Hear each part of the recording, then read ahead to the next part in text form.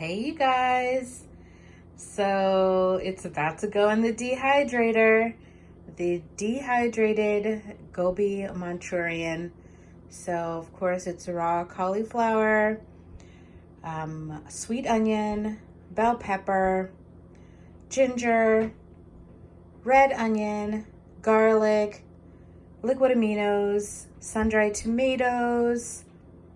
What else do I have in there? Kana masala, coriander, chili peppers, mango powder, and yeah, just looks amazing, doesn't it? It looks amazing. I can't wait to eat it. Can't wait for Ron to try it. It's gonna be delicious. I'll post a taste video later. Bye.